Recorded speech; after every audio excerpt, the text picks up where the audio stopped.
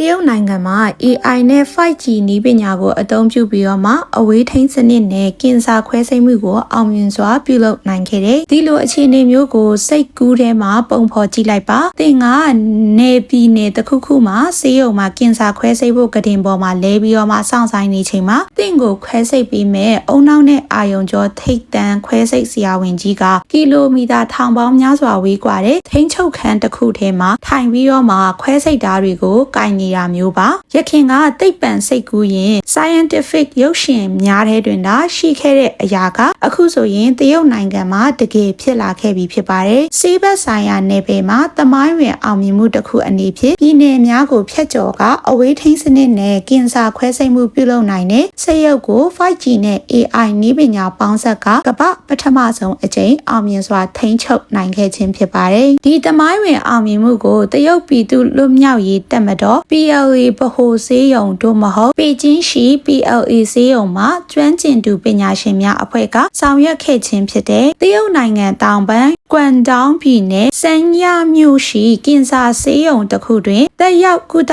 နေတဲ့လူနာတဦးရဲ့အစာချေလမ်းကြောင်းဆိုင်ရာအကျိတ်ကိုဖယ်ရှားရန်အတွက်ပေကျင်းမြို့မှနေ၍ဆေးရုပ်စနစ် robotic system အသုံးပြုကဆေးဘက်ဆိုင်ရာအံ့ဖွယ်ခွဲဆုံးမှုကိုလှုပ်ဆောင်ခဲ့ခြင်းဖြစ်တဲ့အကွာအဝေးနဲ့အချိန်ကိုကျော်လွှားခြင်းပေကျင်းမြို့နယ်ကွမ်တောင်းပြည်နယ်တို့သည်ကီလိုမီတာ1000ကျော်မိုင်600ကျော်ကွာဝေးတော်လဲဤခွဲစိတ်မှုကိုပေကျင်းကပညာရှင်ကွမ်တောင်းကခွဲစိတ်မှုဟူသောပုံစံဖြင့်လှုပ်ဆောင်ခဲ့တယ်ပေကျင်းမြို့ရှိပါမောက္ခအဆင့်ဆေးဘက်ဆိုင်ရာအဖွဲ့ကစက်တက်မလက်အချိန်နဲ့တပြေးညီ real time စနစ်တကျစီစဉ်ညွှန်ကြားကခွဲစိတ်မှုကိုထိန်းချုပ်ခဲ့ခြင်းဖြစ်တယ်စိုးရိမ်ပူပန်မှုနဲ့ 5G ရဲ့အရေးပါပုံစန်းရမြို့ကဒေတာခန်ဆေးဘက်ဆိုင်ရာအဖွဲ့ကလည်းလူနာရဲ့ကတင်ဘေးမှာအသင့်အနေအထားနဲ့ကူညီပေးဖို့စောင့်ဆိုင်နေခဲ့ပါတယ်လူအများစုကတွေးမိပြီးတော့မှစိုးရိမ်နိုင်တာကဒီလောက်ဝေးတဲ့အကွာအဝေးမှာ line အချက်ပြမှုပြတ်တောက်တာ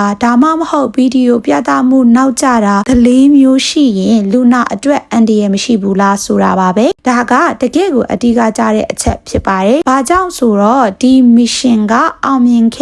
င်စေခဲ့တဲ့အဆုံးအဖြတ်ပေးနိုင်တဲ့အချက်မှာအလွန်နည်းပါးလာတဲ့ line ကြန့်ကြာမှုနှုန်း ultra low latency ရှိတော့ 5G ကွန်ရက်ချိတ်ဆက်မှုကြောင့်ဖြစ်တဲ့ရိုးရှင်းစွာဆိုရရင်ဒီဗီဒီယိုထဲမှာအချက်ပြမှုကြန့်ကြာမှုလုံးဝမရှိသလောက်ဖြစ်တဲ့ AI ရဲ့အခန်းကဏ္ဍနဲ့ဆွဲခွဲစိတ်မှုစွမ်းအင်ပေကျင်းမြို့မှာဆီယာဝင်ကလက်လှုပ်ရှားလိုက်တဲ့အခါကွမ်တောင်းမြို့မှာရှိတဲ့စိတ်ရုပ်လက်တံကလည်းမိုက်ခရိုစက္ကန့်တတန်းပုံတပုံမြတာရှိတော့အချိန်အတွင်းချက်ချင်းလိုက်လံလှုပ်ဆောင်ခွဲစိတ်ပေးတယ်ထို့ပြင် AI စနစ်ကခွဲစိတ်မှုအလျောက်လူနာရဲ့အခြေအနေကိုစောင့်ကြည့်စစ်ဆေးပေးကမှန်ပြောင်းကြည့်ရှုစစ်ဆေးခြင်း endoscopy နဲ့ခွဲကြောင်းတစ်ခုချင်းစီကိုအတိအကျဆုံးနဲ့အန်ဒီရဲ့အကင်းဆုံးဖြစ်အောင်ကူညီပေးခဲ့တဲ့သတင်းတင်ဆက်မှုတွေကိုဒေါက်တာလီကျန်းက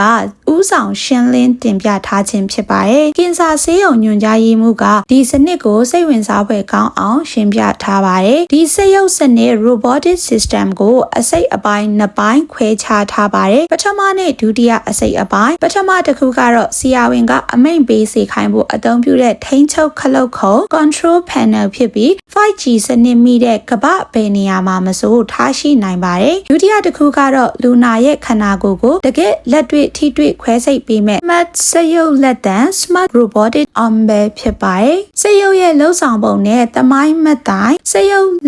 လက်တံကအဲ့ဒီအမိန့်ပေးချက်တွေအတိုင်းလိုက်လံလှုပ်ဆောင်ပေးတာပါဒီအောင်မြင်မှုကအစင်းမြင့်နည်းပညာကိုပြသရုံတက်တင်မဟုတ်ပါဘူးနောက်တစ်ချိန်မှာအကွာအဝေးဆိုင်ရာအကန့်အသတ်ချက်အသားအဆီးတွေကိုကျော်လွှားဖြတ်စီပေးမဲ့လူသားမျိုးနွယ်စုရဲ့ကြီးမားတဲ့အချို့အကွေတစ်ခုလည်းဖြစ်ပါတယ် digital ဆေးပညာခေတ်ဝေးလံခေါင်ဖျားပြီးတော့မှဖွံ့ဖြိုးမှုနောက်ကျတဲ့ data တွေကလူနာတွေဒါမှမဟုတ်မြို့တွေကိုဖျက်ကျော်ပြီးဆေးကုသဖို့မတွားနိုင်တဲ့သူတွေဟာအခုဆိုရင်ကမ္ဘာအဆင့်မီထိပ်တန်းဆရာဝန်ကြီးတွေစီကနေထိရောက်တဲ့ကုသမှုတွေကိုတန်းတူညီမျှရရှိနိုင်တော့မှာပါဒါဟာ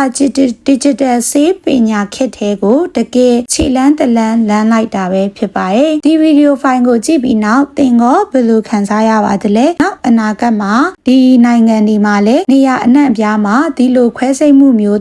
100%အဝေးထိန်းစနစ်နဲ့ခွဲစိတ်မှုမျိုးရှိလာနိုင်မယ်ထင်သလားတဲ့ရဲ့အမြင်တွေကို comment မှာမျှဝေပေးခဲ့ပါအောင်နောက်ဗီဒီယိုမှာပြန်တွေ့ကြပါမယ်ရှင်